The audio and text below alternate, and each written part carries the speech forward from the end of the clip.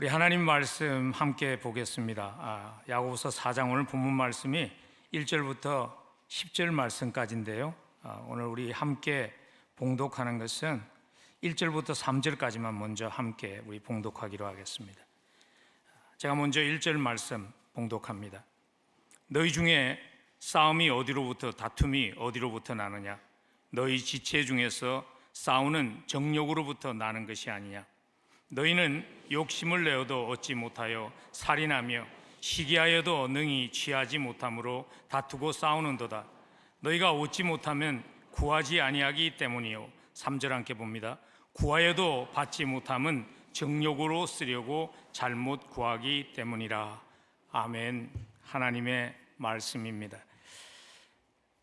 짧은 한 문장이, 제가 보통 그걸 카피라고 부르죠. 광고 카피가 한 회사와 그 회사의 상품의 미래를 결정짓는다고 그러죠. 그래서 그 한마디 굉장히 중요한 것이죠. 여러분, 혹시 제가 이 말을 하면 그 회사가 어떤 말인지, 어떤 회사인지 기억하실 것입니다. Just do it. 그러면 어떤 회사가 기억이 나나요? 나이키가 생각나시죠? Think different. 그러면 어떤 회사가 생각나나요? 애플입니다. 다르게 생각하라. 그럼 이건 어떨까요? 가을은 짧지만 그 추억은 길다. 그거는 경북도청에서 관광오라고 한 거라고 그럽니다. 여러분, 만일 교회 바깥 세상이 교회를 한 문장으로 담은 카피를 쓰게 한다면 어떤 문구가 될까요? 불행하게도요, 긍정적인 인상을 주는 카피가 되기보다는 부정적인 그러한 뉘앙스를 주는 카피가 되는 경우가 많은 것 같아요. 아마 여러분도 이 한 구절 들으신 적이 있죠. 한국 지하철에서 왜 싸워? 여기가 교회인 줄 알아? 싸우는 사람을 향해서 누군가가 던진 한마디가 세상이 교회를 향해서 가지고 있는, 교회가 가지고 있는 이미지라는 것이죠. 물론 모든 교회가 분쟁하고 있는 것은 아닙니다. 사실 더 평화롭고 서로 사랑하는 화목한 교회가 더 많습니다. 우리 열린문 교회는 지금 싸우고 있지 않습니다. 잘 지내고 있습니다. 그렇지만 우리가 기억해야 되는 것은 이것입니다. 우리가 살고 있는 세상은요, 좋은 일은 뉴스거리 삼지 않는다는 것입니다. 그래서 세상의 평가가 종종 불공평하지만 우리는 교회 안에서 그리스도인으로 이 세상에서 살아가는 우리의 삶의 모습을 조심해야 하는 것입니다. 왜냐하면 그리스도인의 다툼은 세상이 하나님을 보는 것을 방해하기 때문이죠. 그래서 예수님께서 겟세마네 동산에서 마지막으로 간절히 기도하실 때 그 기도에 교회가 하나됨에 대한 간절한 간구가 있지 않았습니까?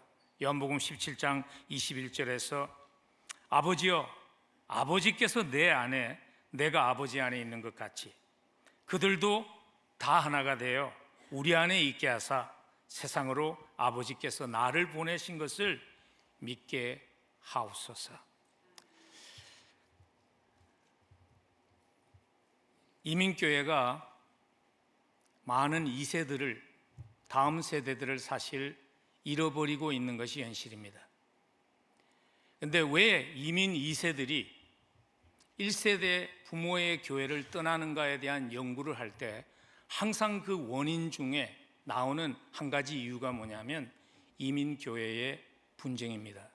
자라면서 이민교회가 다투는 것을 보면서 자란 것이 하나님의 교회를, 부모와 함께 신앙생활하던 교회를 떠나는 가장 큰 이유 중에 하나라는 조사가 항상 나오는 것이죠.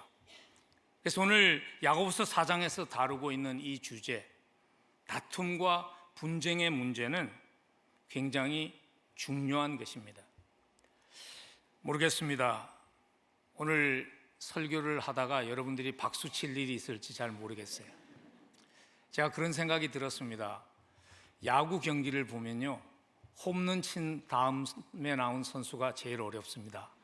오늘 설교를 하면서 좀 그런 생각이 들더라고요.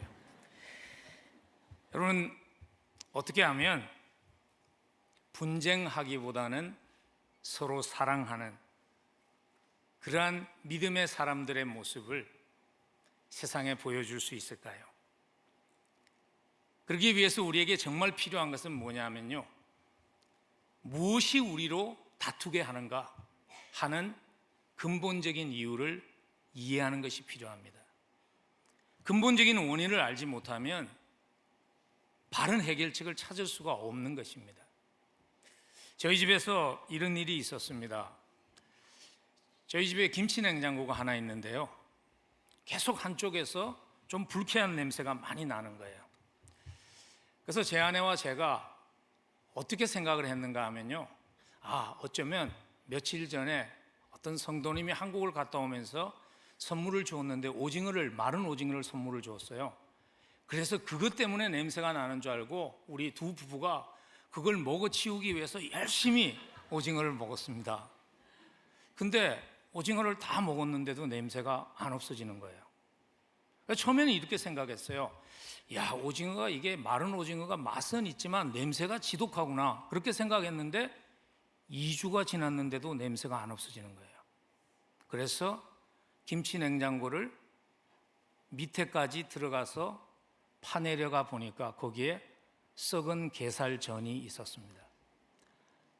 원인을 모르면 해결할 수 없는 것입니다. 오늘 야고보서는 그래서 우리에게, 여러분, 제가 야고보서를 강해를 시작하면서 그런 말씀 드렸죠. 야고보는 의사로 비유하면 치과 의사와 같은, 그래서 두리뭉실하게 얘기하지 않습니다. 그냥 썩은 충치를 파내려가는 치과 의사와 같이 그 문제를 지적합니다. 그러나 감사한 것은 이것입니다. 문제만을 지적하는 것이 아니라 그 문제를 해결할 수 있는 해결책도 주시고 있다는 것입니다. 오늘 야고보서는 1절에서 제일 먼저 단도직입적으로 무엇이 우리로 하여금 다투게 하고 분쟁하게 하는가 하는 문제의 근본적인 이유를 이렇게 밝힙니다. 1절 보십시오. 너희 중에 싸움이 어디로부터, 다툼이 어디로부터 나느냐? 너희 지체 중에서 싸우는 정력으로부터 나는 것이 아니냐? 야고보는요, 지금 이렇게 우리에게 말씀하는 것입니다. 환경이 합당하지 않을 수도 있습니다. 다른 사람의 잘못일 수도 있습니다. 그렇지만 가장 근본적인 원인이 내가 원하는 대로 되어야 한다는 나의 욕심 속에 있다는 것을 잊지 말라고, 원인이 우리 자신 속에 있다는 것을 겸손히 인정하는 것에서 시작해야 한다고 지적하고 있습니다. 오늘 본문을 보시면요, 야고보는 어떤 사람 중에 이런 식으로 두리뭉실하게 얘기하지 않습니다. 정확하게 짚고 있습니다. 너희 지체 중에, 무슨 얘기입니까? 복음을 모르는 세상 사람들 중에 있는 일이 아니라는 것입니다. 멀리 있는 크리스찬의 얘기가 아니라는 것입니다. 바로 우리 믿음의 공동체 안에 우리 속에 그 문제가 있다는 것입니다. 오늘 야고보 사도가 이렇게 직선적으로 문제를 포인팅하고 있는 의도를 놓치지 말아야 합니다. 왜냐하면 우리에게는 죄가 들어오면서 우리에게 남아있는 죄의 흔적 가운데 하나가 무엇인가 하면 우리는 남에게 원망하고자 하는 그 죄의 습관이 우리에게 있다는 것입니다. 여러분, 아담이 죄를 지었을 때 제일 먼저 나타난 모습이 원망이었죠. 하나님께서 아담을 만났을 때 아담의 입술에서 터져나왔던 말이 그거 아닙니까? 당신이 나에게 준 그 여자 때문에 내가 그렇게 하게 되었습니다. 원망이었죠. 한 사회학자가 정확하게 지적을 했습니다. 우리가 살고 있는 이 세상을 병들게 하는 이유가 원망병 때문이라는 것입니다. 수많은 사람들이 분노하고 있는 이유가 뭐냐면 자기 자신은 들여다보지 않고 주변 세상만 바라보는 원망 때문이라는 것이죠. 그래서 나타난 현상 중에 하나가 뭐냐면 모든 것들을 우리는 병으로 핑계대는 추세가 생겼어요. 아마 여러분들도 이 기사 보신 분들 계실 것입니다. 국가공무원이었던 FBI 한 요원이요, 공금을 횡령해서 노름을 했습니다. 그래서 그게 발각이 돼가지고 파면이 됐습니다. 근데 이 사람이 정부를 대상으로 소송을 했습니다. 이유는 뭐냐면 노름은 중독성이 있는 병인데 병 때문에 파면을 당하는 것은 불법이라는 것이었습니다. 여러분, 누가 이겼을까요? FBI 요원이 이겼습니다. 나온 판정은 이것이었습니다. 노름이라는 병을 치료할 수 있는 치료비를 고용자가 건강보험으로 지불하고, 그리고 그 병이 치유되고 나면 다시 그를 하혈하게끔 하는 판결이 나왔습니다. 여러분, 원망하며 살아가는 삶의 문제점은, 그 문제점을 하버드 대학과 예일 대학에서 심리학 교수를 역임했던 한 심리학 협회 회장도 역임했던 호버트 몰러 박사가 이렇게 지적을 합니다. 우리는 지난 수십 년간 죄의식과 도덕적인 책임의식에서 인간을 자유롭게 하려고 노력해 왔습니다. 하지만 긴 기간 동안의 연구의 결과로 볼 때 죄의 문제를 모두 병으로 보고, 그래서 병자이기에 책임이 없다고 해석하는 이러한 추세는 결국 인간을 뿌리가 없는 존재로 만들고 말았습니다. 그래서 우리는 나는 누구인가? 나의 뿌리는 무엇인가?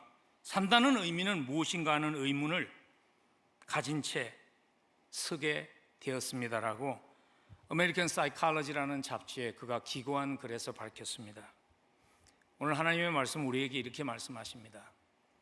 우리가 살고 있는 세상이 완벽하지 않습니다. 그래서 우리가 매일 만나는 사람들이 완전할 수 없습니다. 환경도 완전할 수 없습니다. 그러나 환경과 주변 사람을 원망하기 전에 내 속에 있는, 꼭 내가 원하는 대로 되어야 한다는 그 정욕이 문제라는 것을 들여보라는 것입니다. 너희 중에 싸움이 어디로부터, 다툼이 어디로부터 나느냐? 너희 지체 중에서 싸우는 정욕으로 조차 난 것이 아니냐? 그러면서 2절에서 정욕을 이렇게 정의합니다. 너희가 욕심을 내어도 얻지 못하고 살인하며 시기하여도 능히 취하지 못함으로 다투고 싸운다고 말씀하시면서 정욕의 정의가 내가 원하는 대로 갖기를 원하는 욕심이라고 정의하고 있습니다. 오늘 사실 야고보가 쓰고 있는 한국말로 번역된 정욕이라는 단어는요, 꼭 부정적인 단어는 아닙니다. 그러나 또한 굉장히 포괄적으로 쓸 수 있는 단어이기도 하죠. 물질을 의미할 때도 사용할 수 있고, 우리가 갖고 싶은 것이 지위일 때도 사용할 수 있고, 나의 옳음을 주장하는 이념적인 것일 때도 사용할 수 있는 굉장히 포괄적인 단어입니다. 그러나 한 신학자는요, 이렇게 추측을 했습니다. 그러나 야고보의 마음을 붙잡고 있었던, 야고보가 야고보서 4장을 쓸 때 그의 마음을 붙잡고 있었던 초점은 아마 종교적인 이념이 아니었을까.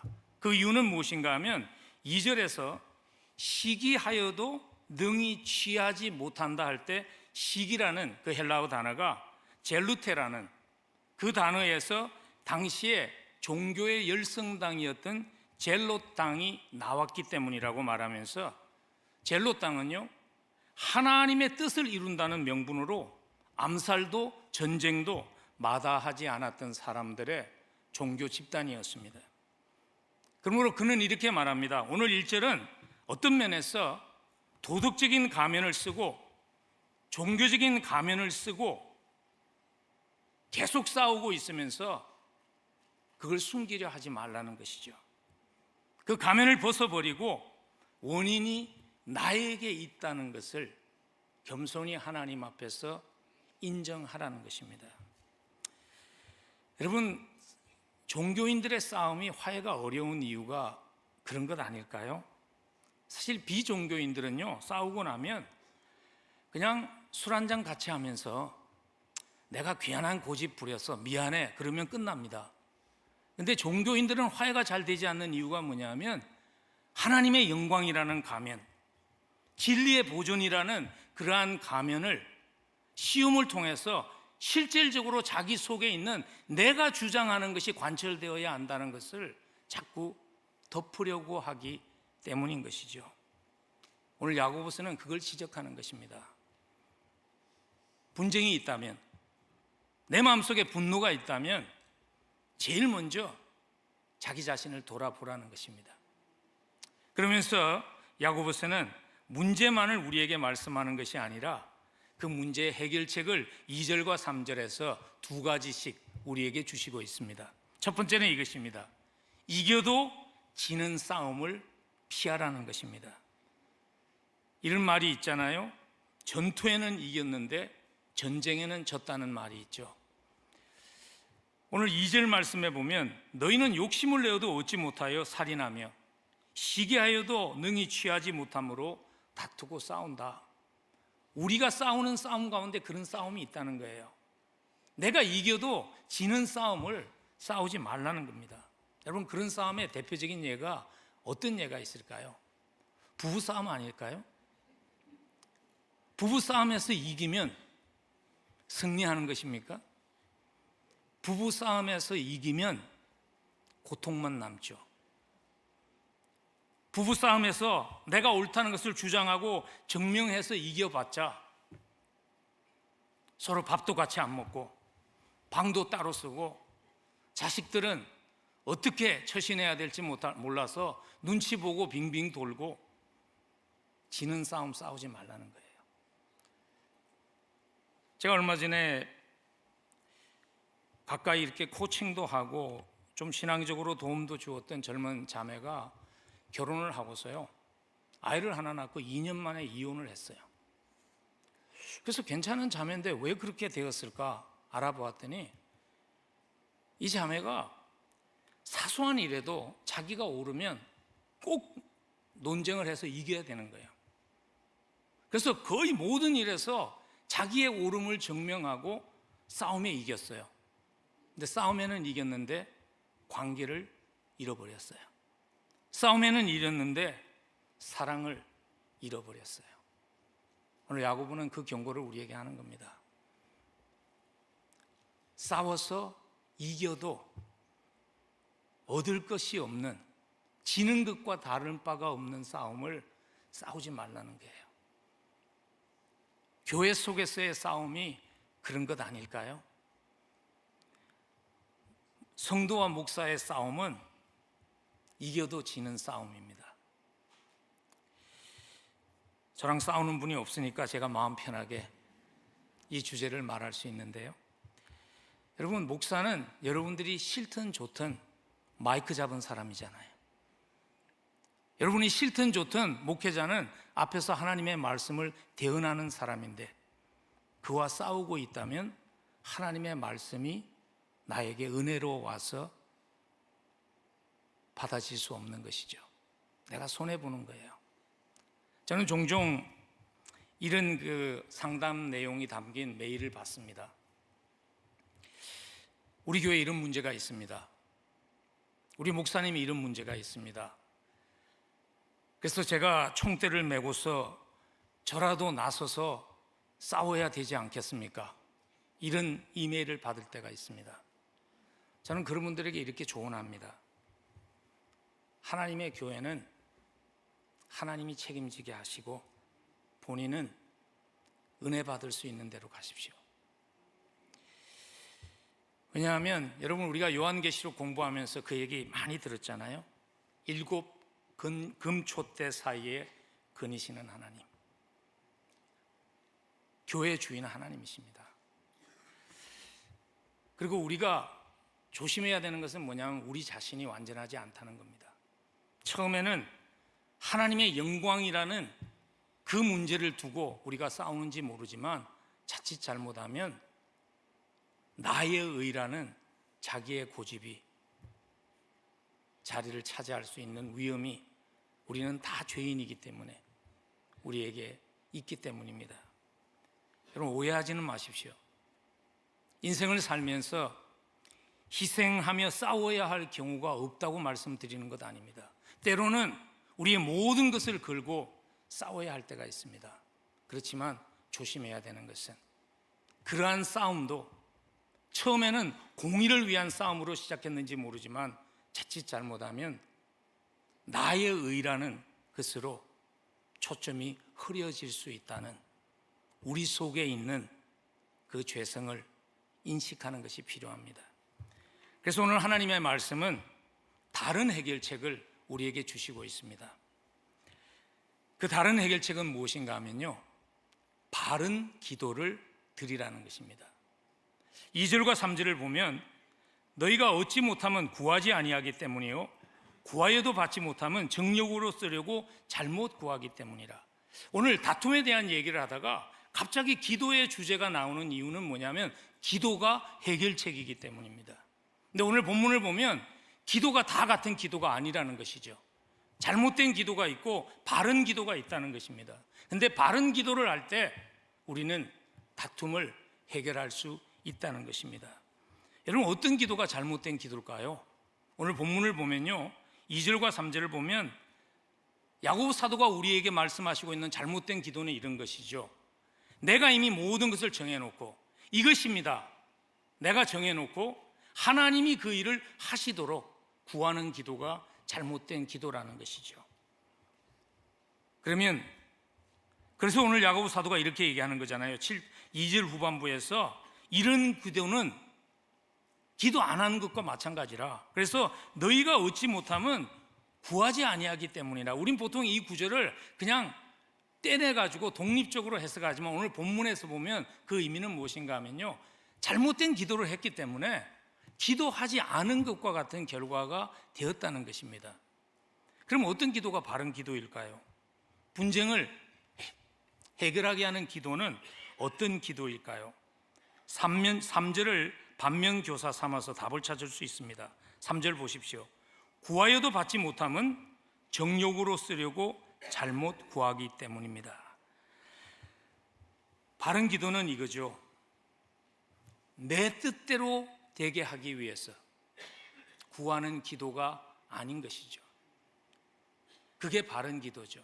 하나님의 뜻이라면 내 뜻을 접을 수 있는 기도가 바른 기도라는 것이죠.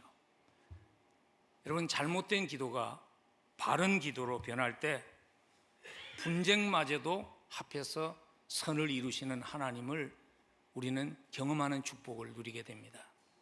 제가 목회 초기에 그런 축복을 경험했습니다. 제가 하나님 앞에 사람을 원망하고 또 하나님을 원망하는 기도를 드린 때가 있었습니다. 그렇게 기도를 드린 이유는 이것이었습니다. 처음에 열린문 장로교회 담임 목사로 와서 다음 세대를 세우기 위한, 다음 세대와 함께 가는 교회가 되기 위해서 제 후배 목사님을 청빙을 했습니다. 근데 2년이 채 지나지 않아서 제가 우연히 알게 되었습니다. 그 목사님이 젊은 사람들을, 다음 세대를 모아서 교회를 갈라서 나가려고 준비하고 있다는 것을 알게 되었습니다. 하나님 앞에 원망도 되고요, 사람을 향한 원망도 있죠.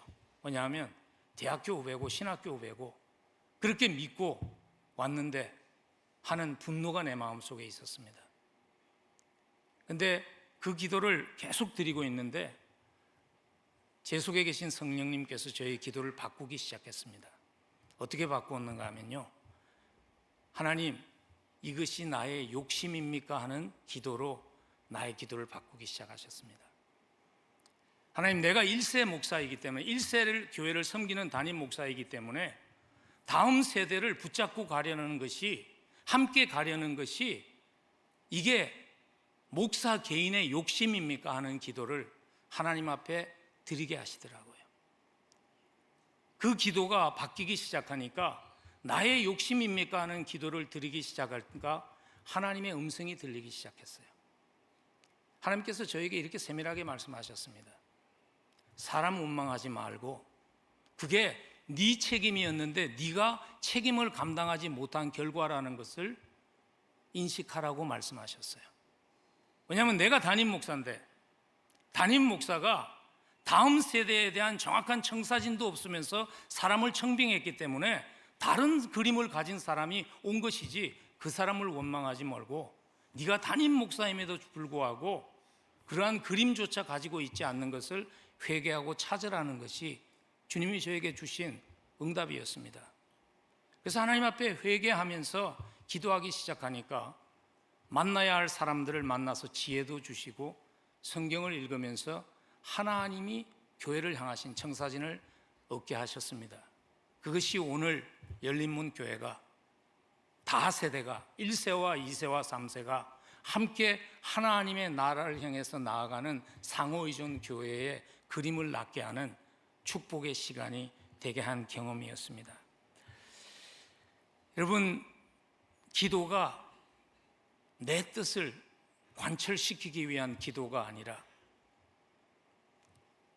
하나님의 뜻은 어디에 있을까를 구하는 기도가 될 때 우리는 분쟁마저도 합해서 선을 이루시는 하나님을 경험하는 축복을 누리게 됩니다.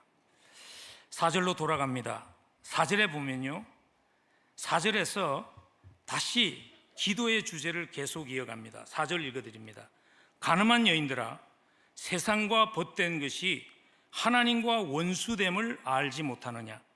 그런즉 누구든지 세상과 벗이 되고자 하는 자는 스스로 하나님과 원수되는 것이니라. 오늘 야고보서 본문 사실 4장 1절부터 10절까지를 말씀을 준비하면서 가장 어려운 저에게 주어졌던 숙제가 무엇인가 하면, 왜 분쟁의 문제를 답을 주시는 과정에서 기도를 말씀하시다가 갑자기 간음한 여인들에 대한 얘기가 나오게 되었는가 하는 것입니다. 이 오늘 4절 말씀이 오늘 전체 본문에서 무슨 역할을 하는가 하는 질문이 저로 하여금 굉장히 고민하면서 기도하게 했던 부분입니다. 왜냐하면 여러분, 편지를 쓸 때 앞의 내용과 뒤의 내용이 거의 다 쓰는 사람은 연결이 돼 있는 것이잖아요. 그냥 하나를 얘기하고 두 번째 쓸데없는 것을 얘기하는 그러한 편지가 없죠. 더군다나 야고보서는 하나님의 말씀입니다. 성령의 인도하심을 받아 기록된 하나님의 말씀인데, 그렇다면 지금 4절의 역할이 무엇인가?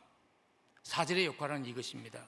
깨달음을 주셨는데요, 지금 4절은 기도라는 주제를, 기도가 잘못되었을 때 나타나는 그 결과를 가지고 그 다음에 다시 한번 우리에게 분쟁의 원인이 되는 그것을 소개하는 연결고리가 되는 그러한 말씀입니다. 그래서 오늘 4절에서 기도가 잘못되었을 때 우리가 영적으로 간음을 저지를 수 있다는 것을 경고하면서 우리에게, 우리가 분쟁하게 하는 근본적인 또 하나의 이유가 있다는 것을 우리에게 주시고 있습니다. 그 이유는 무엇인가 하면 하나님과 싸우고 있기 때문이라는 것입니다. 오늘 4절 말씀 다시 한번 보십시오. 간음한 여인들아, 세상과 벗된 것이 하나님과 원수됨을 알지 못하느냐? 그런즉 누구든지 세상과 벗이 되고자 하는 자는 스스로 하나님과 원수되는 것이니라. 우리가 야고보서 2장 23절에서 믿음의 사람이었던 아브라함이 하나님으로 받았던 가장 소중한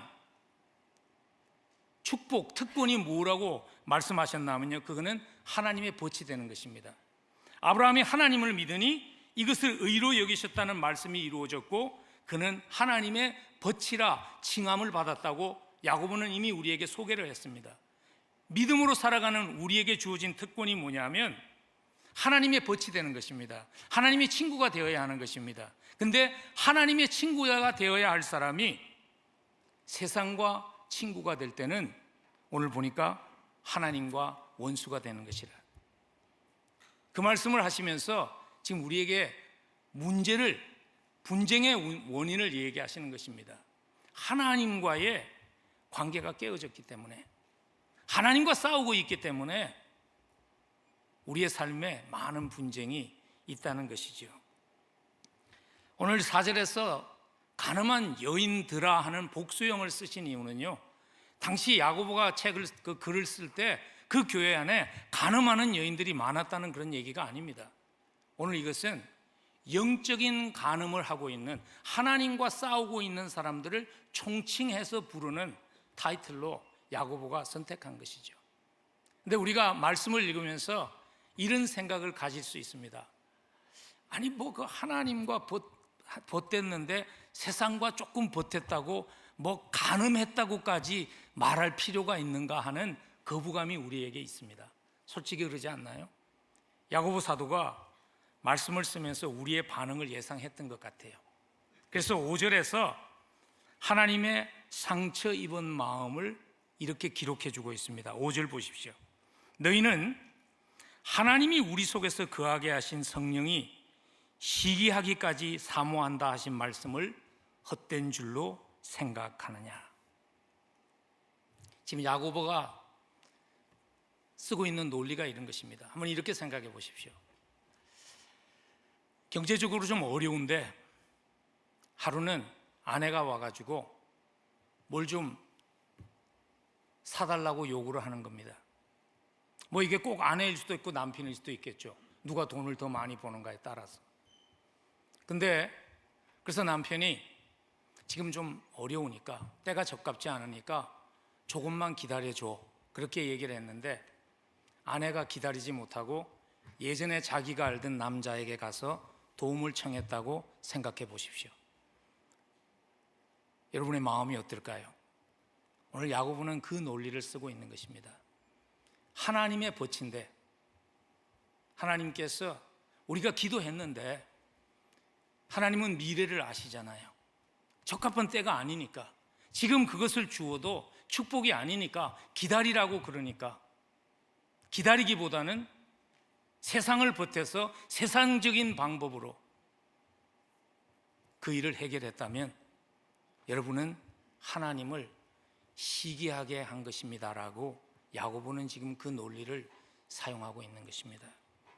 여러분 성경은 하나님을 아주 여러 모습으로 소개하지만요 그 중에 하나가 뭐냐면 하나님은 질투하는 하나님이라는 것입니다.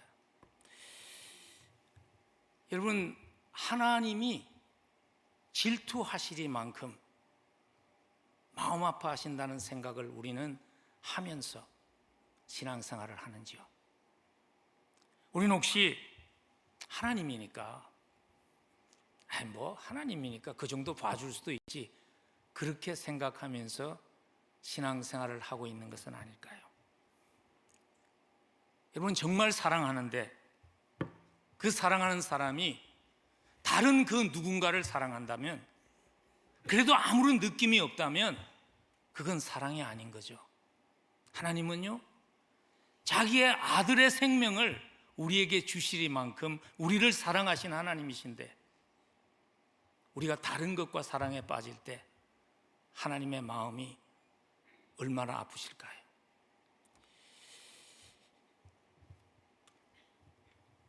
하나님이 그렇게 싫어하시는데도 사람은 쉽게 하나님을 시기하게 만들면서도 세상과 보탐을 통해서 하나님을 원수되게 하는 일을 왜 그렇게 쉽게 할까요?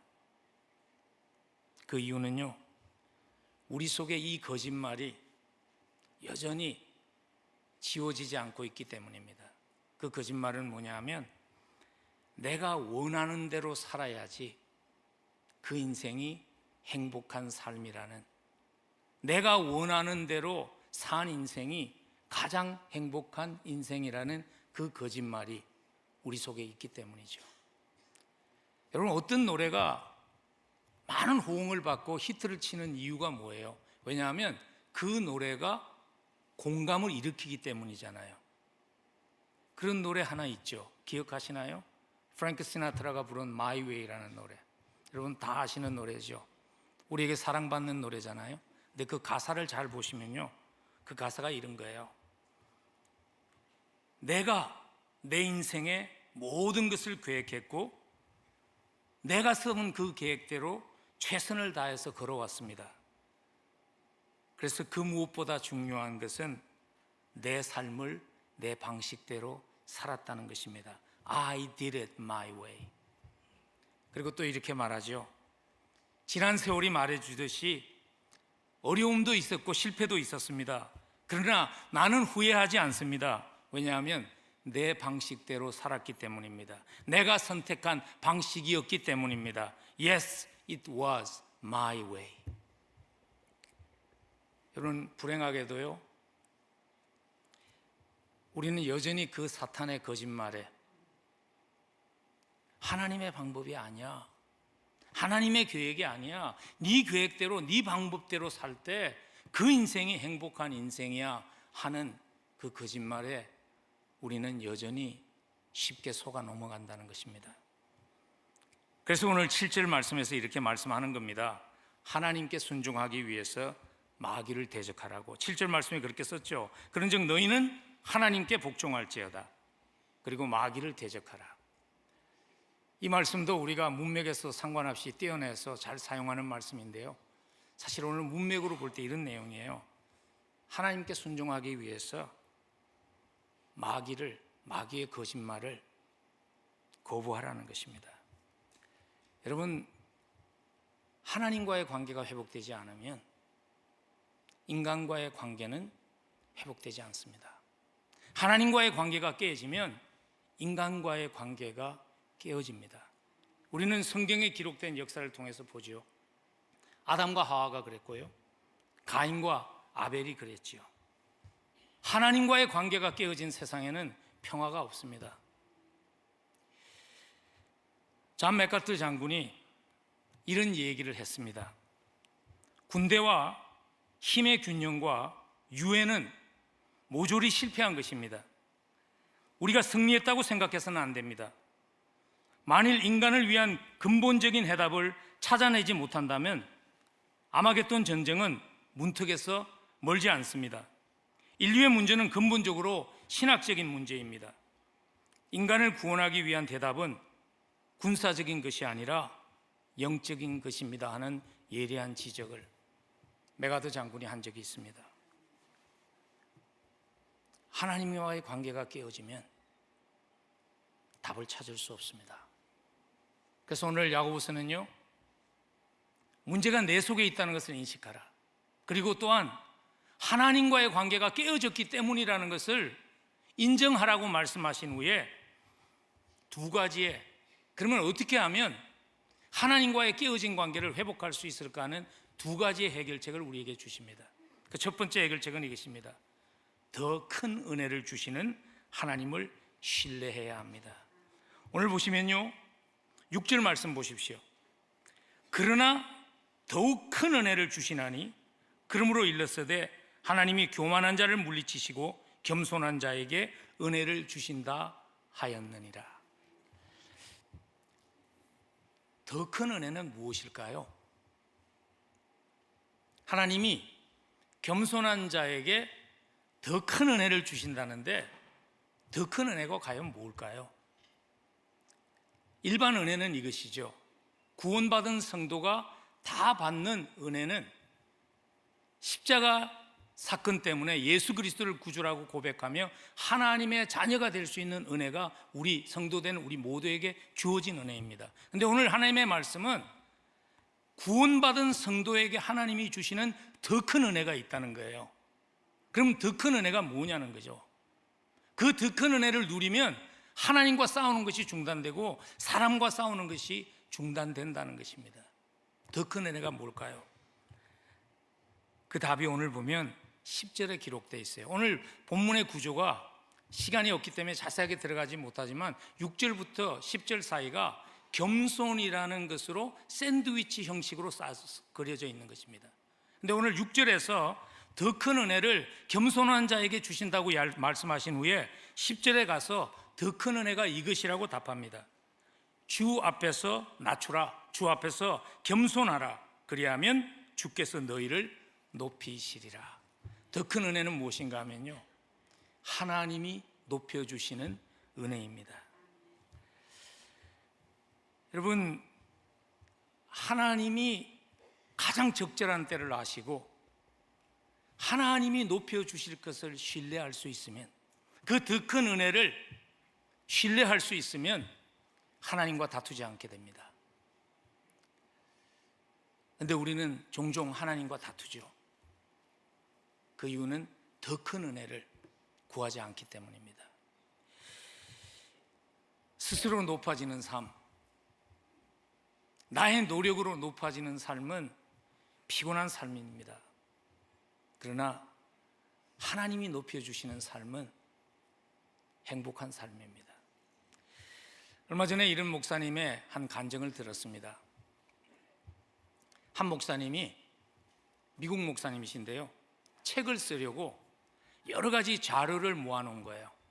근데 친구가 방문을 왔습니다.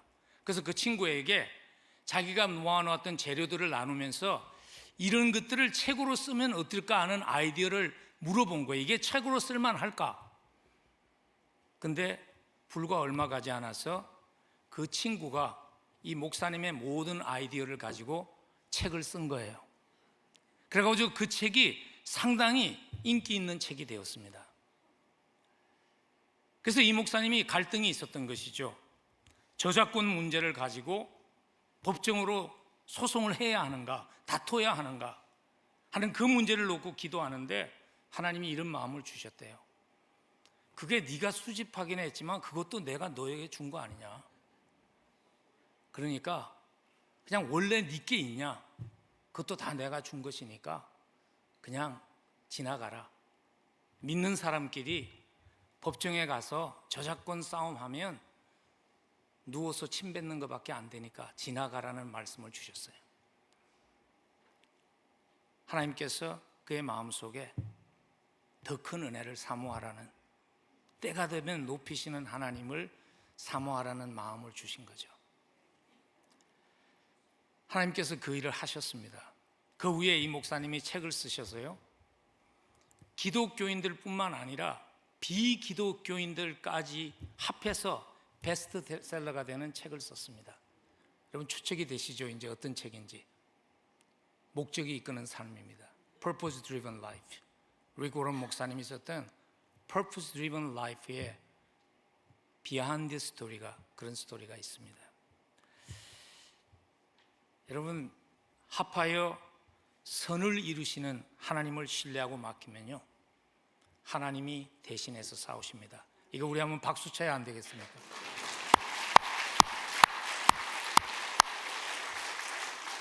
여러분 잊지 마십시오.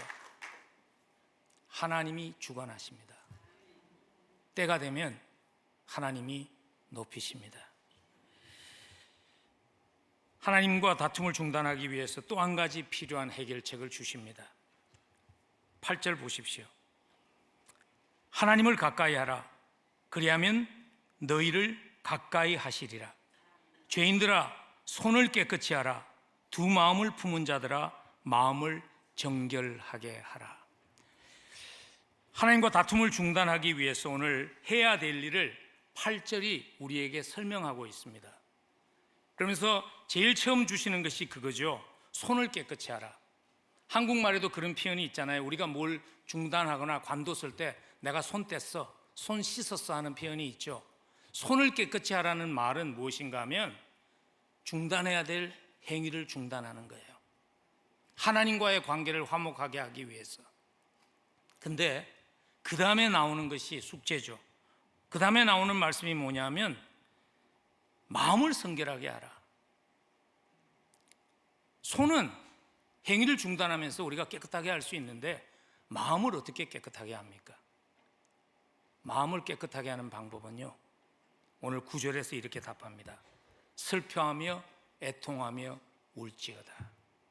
그것이 하나님과의 깨어진 관계를 회복하는 두 번째 방법입니다. 회개의 눈물이 우리의 메마른 가슴을 적시게 할 때, 회개의 눈물이 다시 우리의 눈에서 쏟아져 나올 때 우리는 하나님과의 깨어진 관계를 회복하게 됩니다. 여러분 마음을 씻어내는 방법은 눈물밖에 없습니다. 회개의 눈물밖에 없습니다. 여러분 세리의 눈물을 기억하시죠? 예수님의 비유에 나오는 세리가 누가복음 18장에 보면 성전에 올라가서 가슴을 치며 이르되 하나님이여 불쌍히 여기소서 나는 죄인이로소이다. 네, 여러분 회개의 눈물이 마르면 우리는 바리새인의 기도를 하게 됩니다. 바리새인이 어떻게 기도했죠? 자기는 저런 사람들과 같지 않고 남의 거 훔치지도 않고 불의도 안 하고 간음도 안 하고 나는 하나님 앞에 일회에 2번씩 금식하고 소득의 11조를 드리고, 그 기도의 의도는 뭡니까? 하나님, 내가 이렇게 했으니까 하나님 거기에 합당한 보상을 하셔야 합니다 하는 요구죠. 여러분, 회개의 눈물이 마르면, 회개의 눈물이 마르고 내가 받을 권리가 더 많다는 생각이 나의 생각을 채우면 우리는 하나님과 다투게 됩니다. 보상 심리가 들어오면, 받아야 할 것을 받지 못했다는 섭섭한 마음이 우리에게 들어오면 우리는 하나님과 싸우게 됩니다. 우리의 초점이, 받지 못한 것에 맞추어진 우리의 초점이 이미 다 받은 십자가로 옮겨질 수 있는 은혜가 있기를 간절히 기도합니다. 찬송가 작가의 고백이 우리의 고백이 되기를 간절히 소원합니다. 늘 울어도 그 눈물로 못 갚을 것 같다.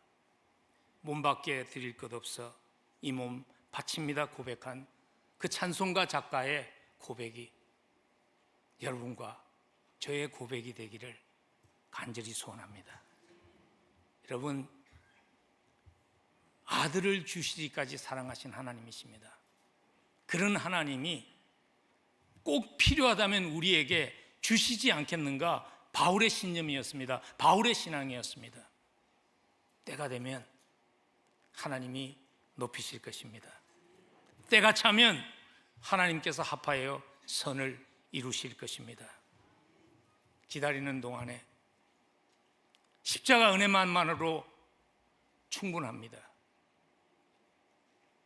없을지라도, 부족할지라도 주님 십자가 사랑만으로 충분합니다 하는 그 고백이 우리 모두의 고백이 되기를 간절히 축복합니다. 기도하겠습니다. 이제는 우리의 소망이신 우리 주 예수 그리스도의 한량없는 은혜와 죄인을 자식 삼아 주신 하나님 아버지의 무한하신 사랑하심과 성령님의 함께 하시며 합하여 선을 이루시는 그 역사하심이 하나님, 더 큰 은혜가 우리에게 있기에